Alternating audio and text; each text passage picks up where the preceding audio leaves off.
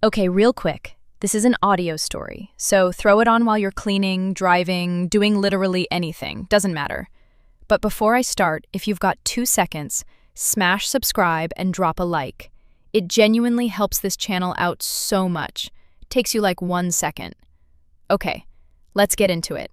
Because my landlord is, and I say this with love, an actual clown. So my best friend Nat texted me last week just going, "Did Ron finally snap?" No context. And I had to sit her down and explain that no, Ron did not snap. Ron got exactly what was coming to him. Slowly, over the course of about 8 months. And I need to walk you through the whole thing because it is genuinely one of my proudest achievements as an adult human being. Quick intro. I'm Mia. I'm 27. And for the last 3 years, I've lived in this cute little one-bedroom above a laundromat. Decent rent for the area, decent location. One absolutely catastrophic flaw. My landlord, Ron Pratt. 60-something guy, owns like 6 units total, treats every single dollar of maintenance money like it's being surgically removed from his own body without anesthesia. I want to paint you a picture of Ron real quick, because context matters. Ron does not answer phone calls. Ron does not answer texts. Ron has one single method of communication, which is a lockbox bolted to the wall in the laundromat downstairs, where you're supposed to leave maintenance request notes, handwritten, on paper, like we're colonial settlers sending word to the front. I have left, no exaggeration, probably 40 notes in that lockbox over 3 years. I'd say maybe 6 of them ever got an actual response. The heater in my apartment has had a rattle since the day I moved in. Not a small rattle. A rattle so loud that for the first 2 months, I genuinely thought there was a small animal trapped somewhere inside the ductwork. I left a note. Nothing. Left another note 2 weeks later. Nothing. Called the number on the lease, which, by the way, just rings out to a voicemail box that's been full since approximately the Obama administration. So it doesn't even let you leave a message. It just beeps at you like it's mocking you personally. And listen, Ron is not shy about money when it benefits Ron. My rent goes through this payment portal, right? Standard stuff. Except Ron added what he calls a convenience fee for paying online, which is $4 on top of rent every single month for the convenience of him not having to physically drive somewhere to collect a paper check. Which, Ron, that's not my convenience, my guy. That's yours. There's also a key fob replacement deposit, a trash valet fee for a trash service that got canceled 2 years ago and nobody ever removed from anyone's lease, and my personal favorite, a administrative processing fee that shows up on the invoice some months and not others, with zero explanation, like a mood Ron just gets sometimes. And that's just the appetizer, because I haven't even told you about the hallway light bulb. There's this one flickering fluorescent light outside my door that has been strobing like a rave since basically the day I moved in. Not out, mind you, just flickering, constantly, like the building is trying to communicate with me in Morse code. I put in a note. Nothing. I put in another note that just said, in all caps, "The light," figuring maybe brevity would help. Still nothing. Frank downstairs started calling it the seizure light, and I genuinely cannot argue with the branding. There's also the mailbox situation, which deserves its own paragraph, honestly. The little brass mailboxes in the lobby have these tiny locks, and mine has been broken since year 1, meaning my mail just sort of sits there, accessible to anyone. And when I mentioned this to Ron in one of the 6 times he actually responded to a note, His suggestion, and I quote, was, "Just check it more often." As if the frequency of my checking somehow fixes a broken lock mechanism. It does not, Ron. That is not how locks work. And don't even get me started on the parking situation. We are each assigned one spot, clearly marked, except Ron rents out 2 guest spots to some guy with a landscaping business who parks 2 full-size trucks there basically permanently, meaning half the time there's nowhere for actual guests to park. And when I brought this up, Ron said, and this is verbatim, "Those are for very occasional guest use." About trucks that have been parked in the exact same spots for over a year. The buzzer for my building has been broken for over a year. Broken as in, it does not buzz anyone in, ever. It just makes a sound like a dying fax machine and then does nothing, meaning every single delivery, every single guest has to call me, and I have to physically walk down 3 flights of stairs to let them in like some kind of medieval doorwoman. I've left notes about this. I've left notes, plural. The lockbox does not care. Before I found the code enforcement thing, I want you to know I tried the normal, reasonable adult approach first, multiple times, and it failed every single time, in slightly different ways. First attempt was just extremely polite notes. "Hi, Ron. Hope you're well. Just wanted to gently follow up on the heater." Nothing. Second attempt was slightly less polite notes. "Ron, it has been 4 months. The heater still rattles." Also nothing, though this one at least got acknowledged, because about a week later a guy showed up, looked at the heater for 90 seconds, said, "Yeah, that's just how these units sound," and left. The heater continued rattling exactly as before. I do not believe that man was an actual HVAC technician. I believe that man was a friend of Ron's who owed him a favor. Third attempt, and this is the one Nat still brings up. I actually caught Ron in person, in the parking lot, and said, calm, reasonable, "Hey Ron, when you get a chance, could someone look at my heater? It's been almost a year." And Ron looked me dead in the eye and said, "Yeah, I hear you. Things have just been busy." And then got into a brand new truck that I am fairly confident cost more than my entire year of rent. Busy doing what, Ron? Buying trucks, apparently. Oh, and I almost forgot the laundromat thing, which is extra funny because the laundromat is literally downstairs. Ron owns it too, same building. And even there, he's found ways to be Ron about it. He raised the price of the dryers by 50 cents due to energy costs. The same month gas prices actually went down nationally, which I actually checked, because at that point, checking things had become a personality trait of mine. Also, one of the 4 washers has been out of order for over a year, with a taped-on paper sign that's so faded now you can barely read it, and Ron just never bothered to get it fixed, meaning laundry day for the whole building involves a weird, silent competition for 3 working machines.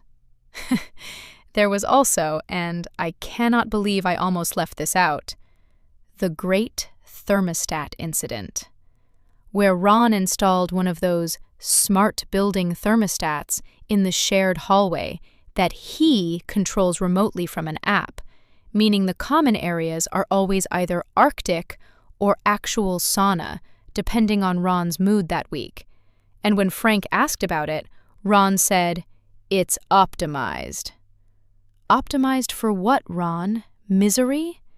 For his own personal comfort while checking the app from his house 40 minutes away? Now, around this same time, my roommate situation changed. My roommate Priya, different Priya than you might be thinking of. This Priya moved out to move in with her boyfriend. Super happy for her. But that meant I was suddenly covering full rent solo. And every extra fee Ron tacked on started to genuinely hurt in a way it hadn't before. I started actually adding up what I was paying versus what my lease said I should be paying, and it was almost $60 extra a month in fees that, as far as I could tell, existed purely because Ron felt like it. So one night, I'm venting to Nat about all this. The heater, the buzzer, the mystery fees. And she goes, half joking, "Have you tried, reporting him? There's got to be some city department for landlords who suck." And I laughed it off. But also, I could not stop thinking about it. Because Nat, unlike me, actually reads things. And she sent me a link that night to our city's rental housing inspection program, which I did not even know existed. It turns out, my city has this whole office tucked away on some government website nobody visits unless they're already mad, called Code Enforcement. And they handle exactly this stuff: heating issues, broken safety equipment, illegal fees not disclosed in a lease, you name it. And it's free. You just file a complaint, and they have to, by law, send an actual inspector out within a set number of days. Here's the kicker, though. Once I started actually reading our city's tenant rights page, I found out that half of what Ron was charging me was flat out illegal. That convenience fee for online payment, not allowed if he doesn't also offer a genuinely free way to pay, which, since his mailbox situation is basically non-existent, he doesn't. The heater not working for over a year? That's a habitability violation, meaning legally he's required to fix it. No ifs, ands, or buts.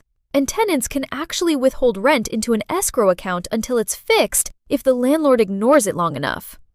So I did what any reasonable, calm, totally not plotting person would do. I started documenting everything. Every note I'd left in that stupid lockbox, I started keeping photos of, dated, time-stamped. Every fee on every invoice, I highlighted and cross-referenced against my actual lease agreement, which, shocker, did not mention half of them. I made a folder. Nat named it. It's called Ron's Redemption Arc. And it is, and I mean this, some of my best organizational work in my entire adult life. I did this quietly for about 6 weeks, photographing the rattling heater vent, photographing the broken buzzer panel with the exposed wires just hanging out like nobody's business, photographing every invoice with its little surprise fees. I never confronted Ron directly about any of it.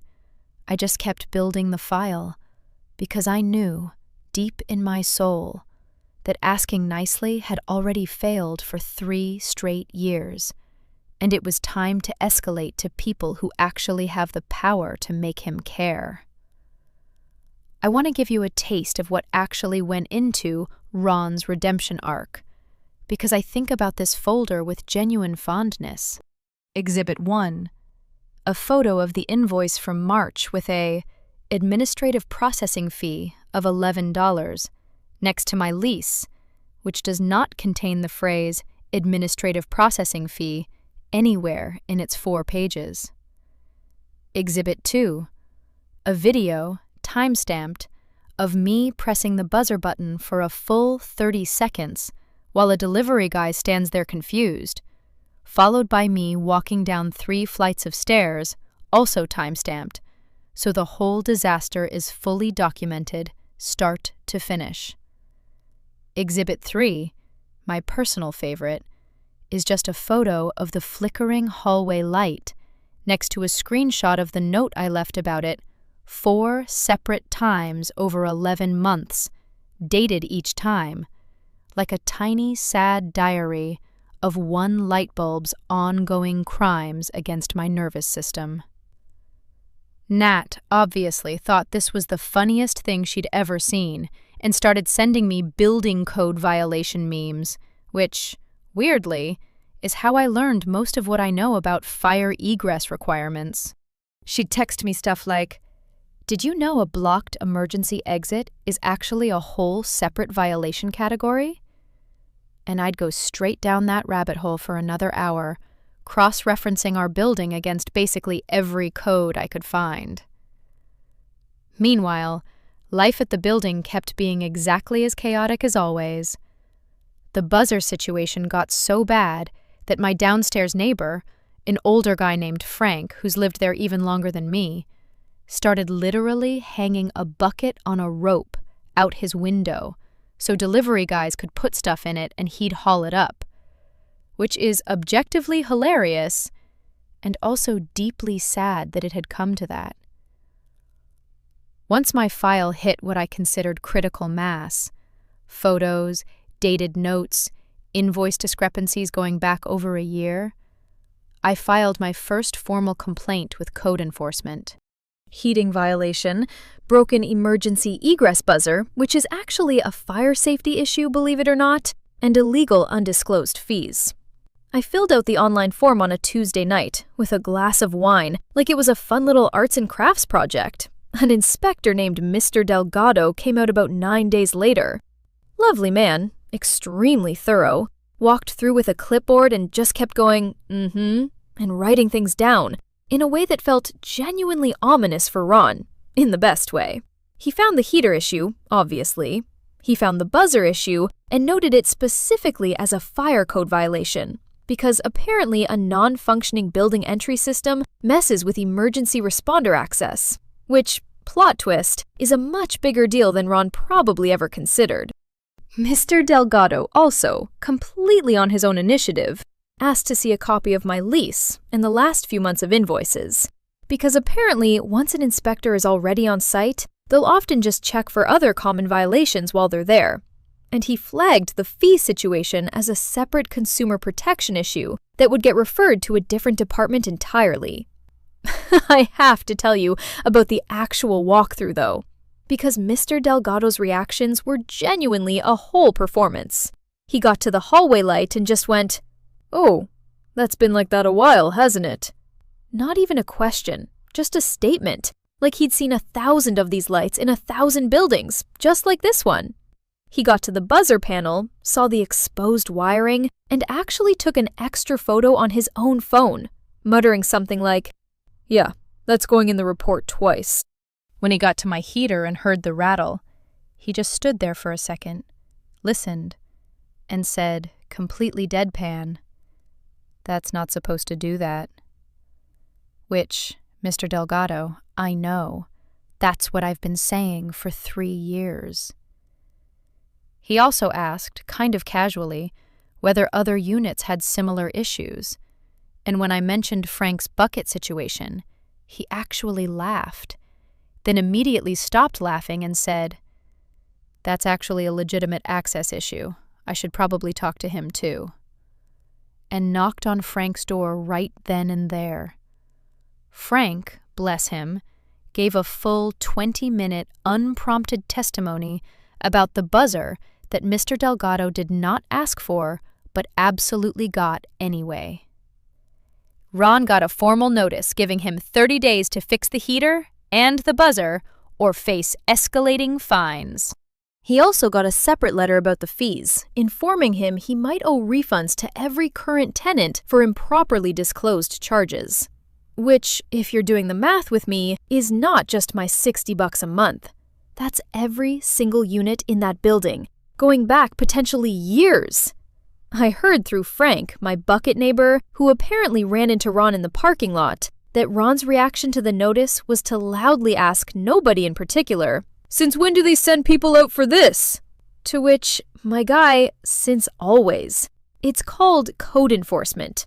It's been a department for longer than you've owned this building. Ron, to his credit I guess, did actually fix the heater within like 2 weeks. First time in 3 years anything got fixed that fast.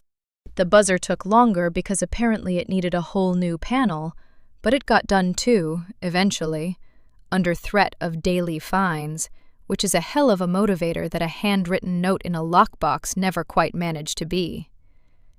And here's the part I'm most proud of. I did not break a single rule doing any of this. I didn't lie on the complaint form.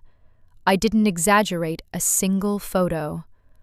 I simply documented, accurately and thoroughly, things that were already true, and handed it to people whose entire job is to care about exactly that stuff. Ron did this to himself, one ignored lockbox note at a time. The fee situation is still working its way through, but Ron's already had to send out a notice to the whole building acknowledging the convenience fee was improperly disclosed and offering to waive it going forward, which means Frank and my other neighbors are all benefiting from this too, completely by accident, which, honestly, might be the best part of the whole thing.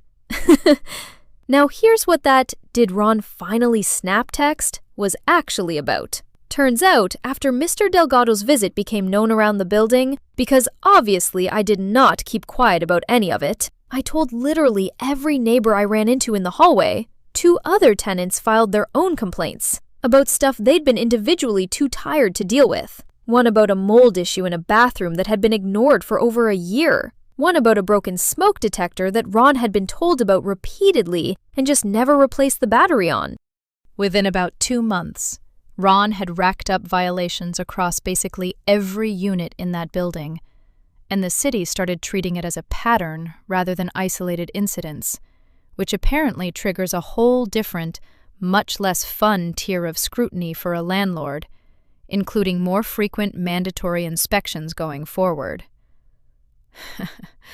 Let me give you the full roster because it deserves one. There's Priya, a totally different Priya, third one in this story if you're counting, small world I guess, on the 3rd floor, whose bathroom had a mold problem she'd mentioned to Ron probably 6 times over a year.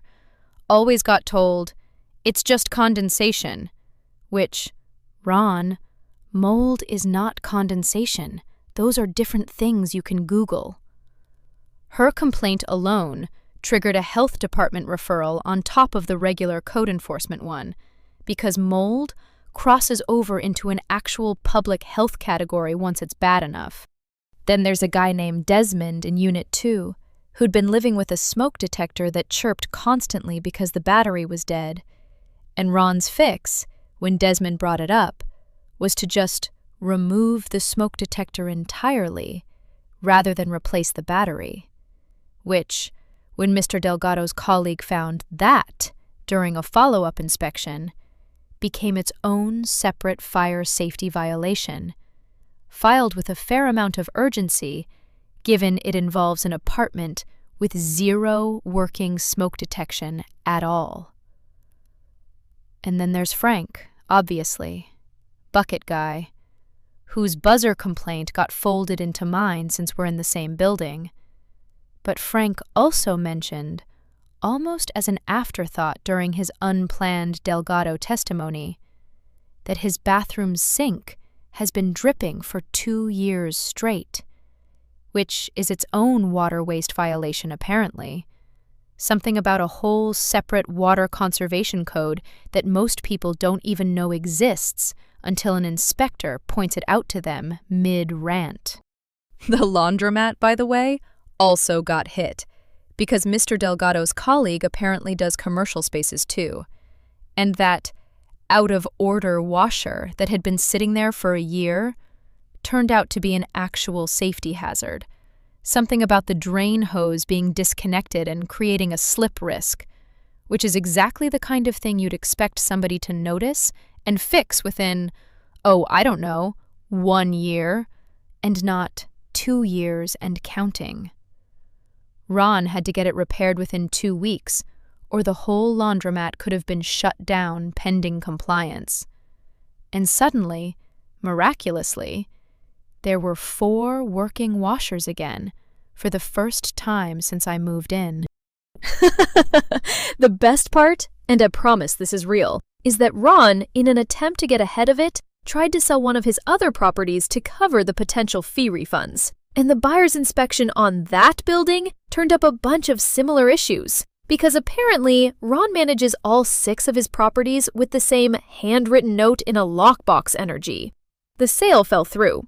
Ron is, by every account I'm getting from Frank, having the worst year of his landlord career, entirely because he ignored a rattling heater for 3 years instead of just fixing it like a normal person. A couple weeks ago, Ron actually knocked on my actual door, in person, for the first time in 3 years of me living there, and offered me something called cash for keys, which is basically landlord speak for, please leave voluntarily and I'll pay you some money and waive your last month's rent. Because apparently, having a tenant who reads city code enforcement websites for fun is more stress than Ron wants to deal with going forward. I did not take the deal, by the way. I like my apartment now that the heater doesn't sound like a dying raccoon and the buzzer actually buzzes. I told Ron, very politely, that I'm happy to stay and that I'll definitely keep documenting anything that comes up going forward, purely so he doesn't have to worry about it slipping through the cracks again. He did not seem thrilled by that offer. Frank, meanwhile, got his own visit from Ron, and apparently negotiated free parking in one of those permanently occupied guest spots for the rest of his lease, in exchange for, and I'm quoting Frank here, not mentioning anything else to anybody official ever again, which Frank agreed to, while also texting me the entire conversation in real time from his phone hidden in his pocket. Desmond got a full smoke detector system replaced throughout his entire unit, free, same week, no lockbox note required for once in recorded history. Priya's mold situation is still being remediated by an actual licensed company, which Ron is paying for because the health department does not mess around with mold referrals. Nat, by the way, has since started calling this whole saga the Ron Cinematic Universe, and keeps threatening to write a screenplay, which, honestly, given how this story has gone, I would absolutely watch. I don't think Ron's some evil mastermind or anything. I think he's just a genuinely cheap guy who assumed nobody would ever bother pushing back, and who learned, the expensive way, that ignoring people long enough eventually turns them into extremely well-documented problems. Read your lease. Know your local tenant rights. You never know what's sitting in your own city's code enforcement office, waiting to ruin somebody's whole year. All right, that's the story. If you've ever had a landlord who ghosts every request and then acts shocked when it catches up to him, or any petty situation like this, drop it in the comments. I read every single one. If this made you laugh, smash that like button. It genuinely helps this channel grow. Subscribe for more stories like this. New one every week. Take it easy, and I'll catch you in the next one.